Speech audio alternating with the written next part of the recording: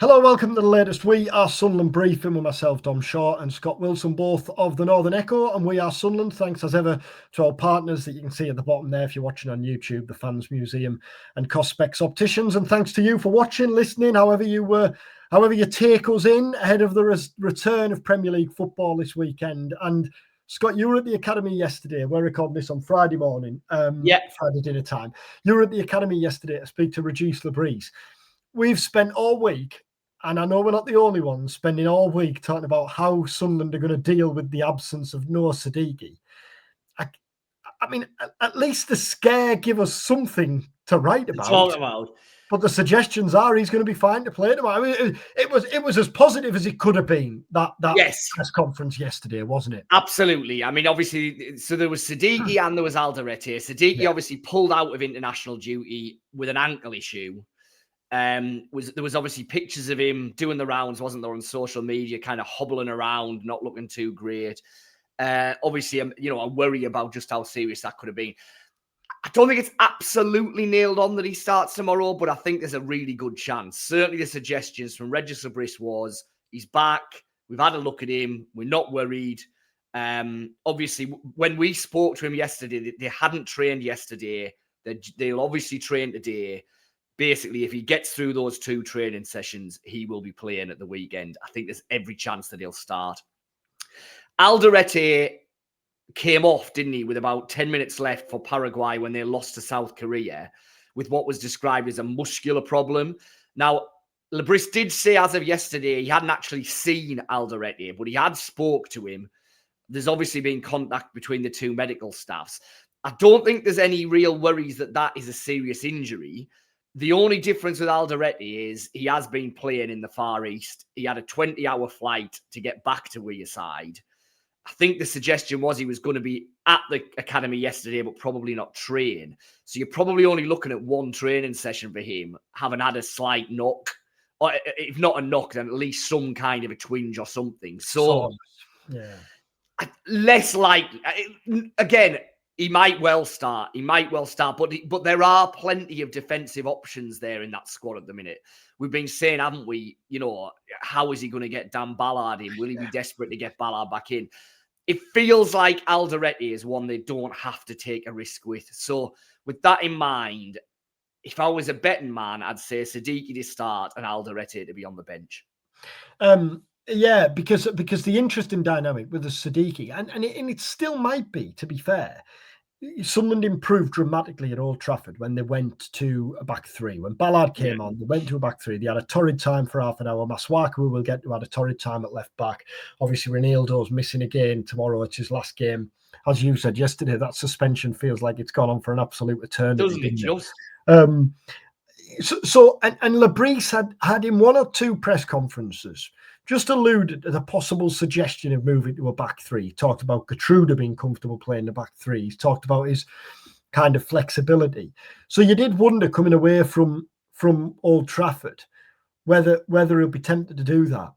Problem is, at home to Wolves is a very, very different game to Man. And now if you've got any doubts with Alderete, then the safest move is just 1 like-for-like swap. And there still might be a decision to make at left back. Le Bris has said Gertrude can play at left back. He might choose to put Mukwele at right back and move Hume at left back and play Gertrude at centre half. There are still decisions to make if he wants to drop Masuaku, to be frank, after that Man United game. But in terms of Alderete, it's more likely just a like-for-like there, isn't it, with Ballard? Yeah, I mean, in terms of the shape, I think you've hit the nail on the head there, where playing away at Man United, for all that Man United are not what Man United once were, they had their tails up, didn't they, by the time they were scoring that second goal. I think the challenge of that is very different to playing at home to Wolves, and I think Le Bris knows that. He was talking a lot yesterday about, didn't really say I got it wrong at Old Trafford, but he basically said, the game did not go the way that we thought. Man United were a lot more direct than we thought they were going to be. They were causing us a lot of problems in the fullback channels. We had to change something. So the decision was made to make that formation switch, bring Ballard on. It worked, didn't it? To the extent that Man United were no longer as dominant and Sunderland had a bit of a sniff of a comeback in the second half. I think on Saturday, the challenge against Wolves will clearly be very, very different. Yes, they might well go direct again to Strand Larsen, but they'll attack very, very differently to Man United. Sunderland will have an awful lot more of the ball, you would expect. And Le Bris was talking yesterday, I thought it was quite interesting, about one of the major changes he thinks between the team he's growing now in the Premier League and the team he had in the Championship was that they're much more able now and much better suited now to actually control a game by having the ball. Right. He kind of said last year, A, the Championship is a lot more chaotic just in general as a league, which we kind of know.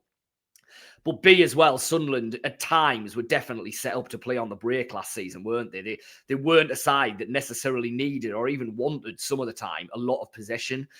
I think what he was saying is it's very, very hard to play like that in the Premier League. If you're not controlling the ball in the Premier League, then you're having to soak up an inordinate amount of pressure. You're constantly on the back foot.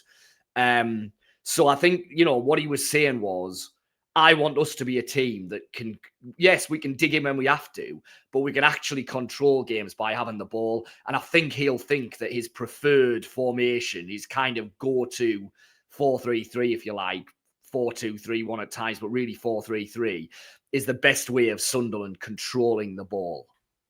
The difference tomorrow as well, and I was just looking there, is Sunderland are favourites. Yeah. And so they're not. I wondered whether there'd be odds on, and they're absolutely not. They're closer to like the 29 to 20 type price, but that's probably as short as they've been all season, isn't it? And I don't know what they were for that Brentford game, for example. But Wolves are bottom. They haven't won a game yet. Taking the prices out of it and what the bookies think. Sunderland are favourites, and there's an expectation, perhaps, for the first time this season. Maybe Sunderland fans will go expecting to win for the first time this season. That's something new for this. Yeah, it is. It is. And you're right. It is an interesting dynamic that, there was a lot of expectation around the West Ham game, but West Ham would still, you're right, probably would have kicked off that game favourites.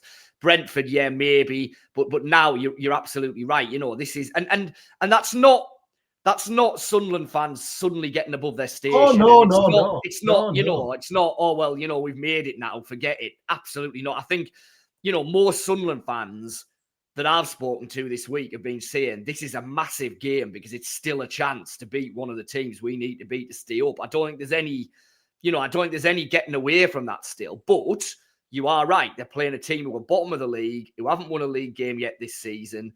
Yes, who've been showing, little bits of signs of life, but it still feels like a massive opportunity. And it still feels like a game where, you'd be really surprised, wouldn't you, if you came away from the Stadium of Light on Saturday and Sunderland had 35% of the ball and Wolves had 65%. I don't see it being that type of game at all. I think Sunderland will have long spells of possession on Saturday. So it then becomes a question of, okay, well, what can they do with that? If Sunderland win on Saturday, they are 12 points clear of Wolves. Now, I know we are only, 8 games into the season after this weekend. That's significant, though, isn't it? It feels like it would be. It feels like the most important game of the season so far, I think, just because it comes on the back of a defeat, and the opportunity that, if you win, even after you're still in the top half, clearly you're going to climb again. But I think because of what we're saying there, really, just it's that first game where Sunderland are expected to win. This is a team that has struggled so far this season. They've probably played better in games than what their results show. They've been unlucky in 1 or 2 games. They've conceded some late goals, haven't they? But there's no getting away from the fact it feels like an opportunity. When you go into Man United, for all we've said beforehand that we fancied Sunderland, still, even though it was a missed opportunity, anything you get at Old Trafford is a bonus, isn't it? Whereas Wolves at home feels like one of those games where if you're going to stay up and that's still number one priority, you've got to be winning them, really. Yeah, and throw in the fact that probably the only other real game that Sunderland have had like that so far this season is the Burnley one, and they lost it. Yeah. And that hasn't really mattered in the bigger picture of things because Sunderland have picked up those results. Forest away, great point against Palace, great battling point with 10 men against Villa that you might not have expected them to take. So the potential negative impact of losing that Burnley game has disappeared because they've done so well around it. But you're right. You know, you wouldn't want to get into a scenario where you're 8 games in and the 2 against the 2 teams who are probably the most likely to be right down there, you haven't capitalised on. So, you know, and again, keep on harking back to this. We know what's coming for Sunderland. We know what's just down the track in terms of that run of games. Now, you know, nobody's going to be writing them off, but those run of games look an awful lot more palatable if you've got points on the board because you've won games like Saturdays. Any indication as to who lead the line on Saturday? Yeah, that's an interesting one. Mayenda started the season as the first choice striker. Isidore has been there for the last few weeks. We still haven't seen much, and obviously haven't seen the best of Brian Brobby. It's still very early days. But what was your feel there? And do you think at any point, it's so difficult when you've got Mayenda and Isidore there, but how do you get Brobby up to speed without playing him? It's a one, isn't it? In terms of tomorrow, I think it'll be Isidore. I Right. think it'll be Isidore. I don't really see any reason why it wouldn't, unless he thinks that Mayenda was bright from the bench at Man Yeah, United. I mean, the only thing I would say is Wolves' back four is big. It's big and it's physical. And so maybe Mayenda kind of drifting around and pulling players about and getting in behind them might be a way to kind of exploit the Wolves' back four. I still think it'll probably be Isidore. In terms of Brobby, there's actually a piece going up on the Northern Echo website first thing tomorrow morning, so Saturday morning, also in Saturday's paper, where Le Bris talks actually at length about Brobby and kind of how he's settled in and how he sees him. And without wanting to completely give away what's in there, because I would like a little log on and get you to have a read. I thought one was interesting was he said you can overlook just how different playing for Sunderland in the Premier League is to playing for Ajax in the Eredivisie. Right. Because yes, Ajax didn't have a brilliant season last season. They're not the real high flyers they once were. But he was basically saying, you know, in the bulk of domestic matches that Ajax play, they're completely dominant. They're carving out a whole host of chances. They're winning games. The centre forward has a very specific job to do in that team. Sunderland in the Premier League, you know, for all that they've been great, we know how competitive the Premier League is. We know there are games coming up where Sunderland are not going to have the ball, where the striker is going to be playing a completely different game. And I think he was just saying, you know, it has taken him a little bit of time to get his head around what that means, what we actually want from him, and how we want him to play in this Sunderland team. And I thought that was quite interesting. Now, he did then say, you know, I definitely think he's making real progress. I'm really liking what I'm seeing in training. You know, he will get chances. But I thought that was interesting that you do sometimes, you know, oh, well, a player's been scoring a shed load of goals in the Dutch top flight. He'll you know, he'll be able to come into it. Well, he's probably scoring a shed load of goals because he's playing for a team that's wiping the floor with inferior opposition. He's getting chance after chance put on a plate for him. It's very different in the Premier League. And so I thought that was interesting. He played and scored in the behind closed doors games, didn't he, at the academy? Yes, at the against academy Livingston, yeah. Yeah, against Livingston. Injury-wise, obviously the likes of Sirkin and Mundell are not ready yet, but where are we at? Getting nearer for most of them. So Sirkin, a couple of weeks away. He's now training with the under-21s. And I think the expectation is that next week he'll join the main group and train there and probably be available in a couple of weeks' time. Hjelde, about 3 weeks' time, probably. Mundell, probably about a month. Alderete was the one. He's not training yet. Right. He obviously had the setback. That's a bit of a worry, I think. I don't think they quite know when he will be available. And Diarra on track for where they thought, which is mid-December.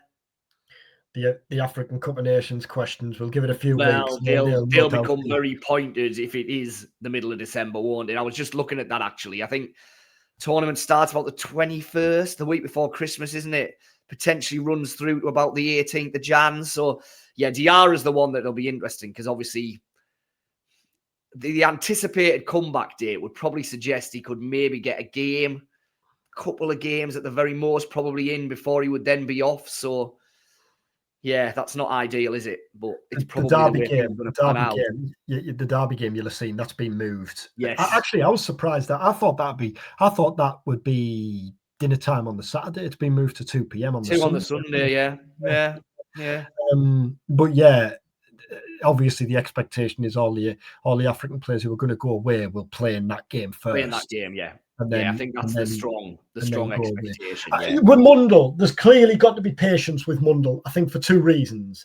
The type of injury it is, and the fact it's not his first, and the type of player he is. Yeah. He's all pace and he's all power. Even when he's back in training, you've got to tread carefully with him, haven't you?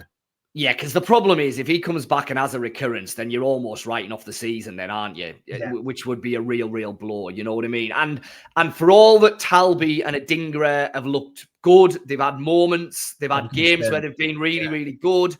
I don't think either of them yet have well, they haven't made themselves undroppable, have they? They haven't ripped it up, have they? No, you wouldn't say with either of those players that, well, Mundle's just not going to get back in. You know, a fit and firing Mundle, for all that we haven't actually seen an awful lot of him in a Sunderland shirt, really. You know, he looks like he would have a chance of getting into that team. Obviously, you've got Lafay, who's moved into a wide position at times, but it feels like there's potentially a place there available if they can get him right. But like you say, it's been so long now, and there's been so many little niggles through his time that they've got to get that one right.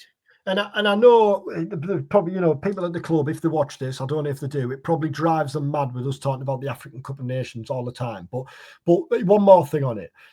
What'll be interesting, I think, in this next chunk of games, or certainly in the next month, if, for example, come December, you are going to have to start calling on Dan Neil because Sadiki and Diarra are both potentially away. I know you've got Rig and Lafay, and obviously Xhaka's going to still be there, but we haven't often seen Rig and Lafay play together, both centrally, have we? No.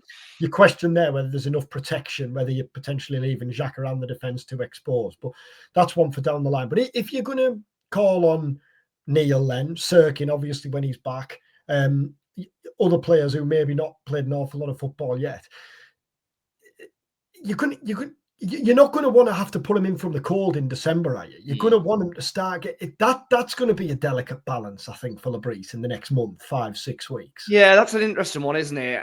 And you know, that's where for all that you kind of understand why it was written off, going out of the League Cup so early. 100%. You've said that straight away, really, because you know, you would have had those players playing, you know, what would now be pretty competitive games further down the line.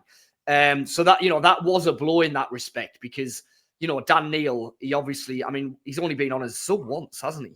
And again, we talked about Dan Neil and, you know, on the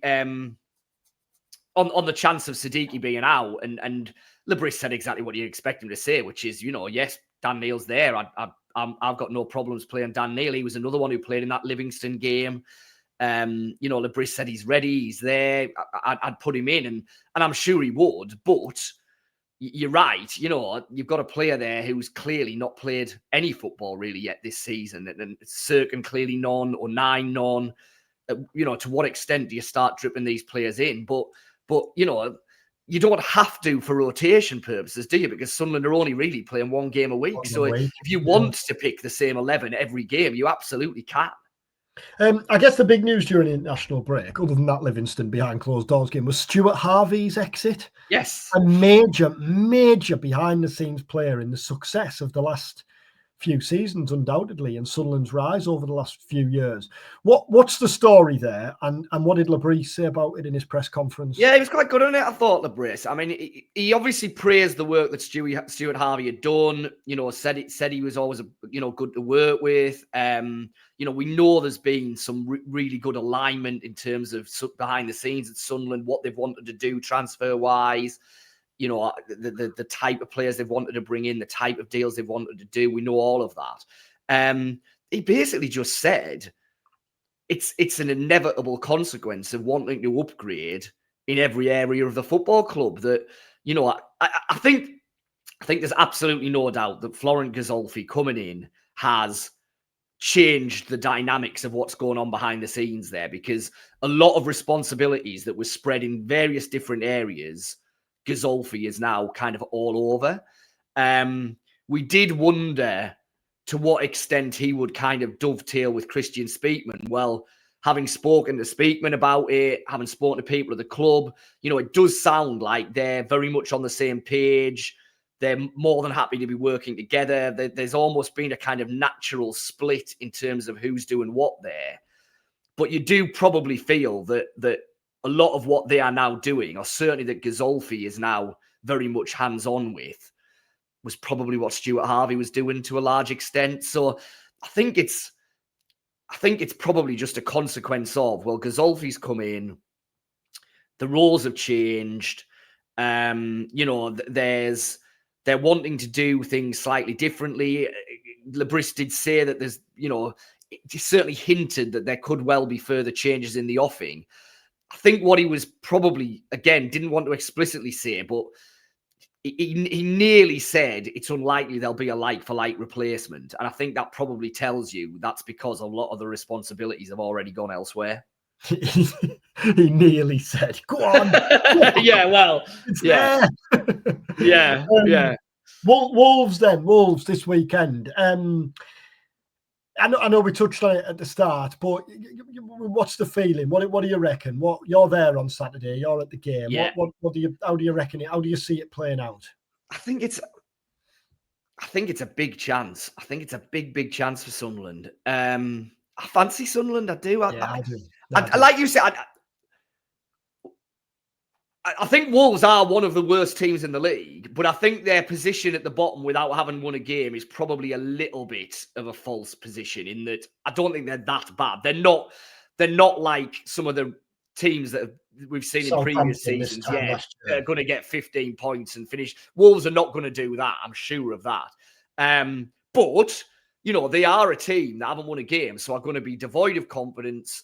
If Sunderland can get on top, then all kind of questions will be going through the Wolves team and the Wolves management and all of that. So I think it's a really big opportunity. 2-1 Sunderland. I think it'll be close because I think that most of Sunderland's Premier League games are going to be this season. But I do fancy them. 2-1. I'm well aware here that I was the man who was shouting about the 6-1 for Sunderland to win price at Man United, and look how that played out. But that's a good price, 29-20. Yeah. To win at home to a team that haven't won yet in the feels it. 7 games. It is a good price. And I think it'll be tight. Echo exactly what you say. I think Wolves are better than what the results show. I mean, they only gave the gaffer a new contract, didn't they, a few weeks ago? So there's clearly no panic there behind the scenes. But I think Sunderland are good at home, aren't they? And I think they know how to win at home. Yeah. Crucially, at Brentford they found a way to win against Brentford. Against Villa they found a way to draw, didn't they? Even though they were. I'd be pretty confident that however Le Bris sets his side up, whatever formation he eventually goes, I do think it'll be 4 at the back, but whatever they go for, I'd be pretty confident that Sunderland aren't going to give up a whole host of chances. Yeah. Because they just don't look like a team who are going to do that against anyone, let alone a Wolves team that haven't been able to win a game. So, I think at the very least, Sunderland are going to be very hard to break down and very hard for Wolves to create anything against. And I think Sunderland, I don't see Sunderland creating a whole host of chances themselves, but I see them creating enough to be able to win the game. Keep your eyes peeled, by the way. I don't know whether you have seen, but we for every Sunderland home game, we give away 2 pairs of tickets, which include access to the Founders Bar. We gave 2 away for the only this week for the game tomorrow. One of the winners, a guy called Aidan, I was on the phone to this morning. He says he watches the vid. He recognised my voice, he said, so it was very complimentary. Oh, there you go. So yeah, you've got to be in it to win it, haven't you? Keep your eyes peeled. The competition's always open to Northern Echo subscribers, so keep your eye on the Echo site. Everton and Arsenal games both coming up. We're giving away 2 pairs of tickets for both of those games. The Everton comp will go live next week. So yeah, keep your eyes peeled. You've got to be in with a shout of. You've got to subscribe to the Echo to be in with a shout of winning. Our latest special offer, which was just a £5 to subscribe, is just finished. But keep your eyes peeled again, and we'll shout about it on our socials because there'll be more offers just around the corner. And yeah, subscribe to be in with a chance of winning and getting tickets for those Everton or Arsenal games. But enjoy it this weekend if you go in, and we'll be back next week to hopefully reflect on another Sunderland win and to look ahead to the week ahead. Thanks for watching. Thanks for listening. Take care.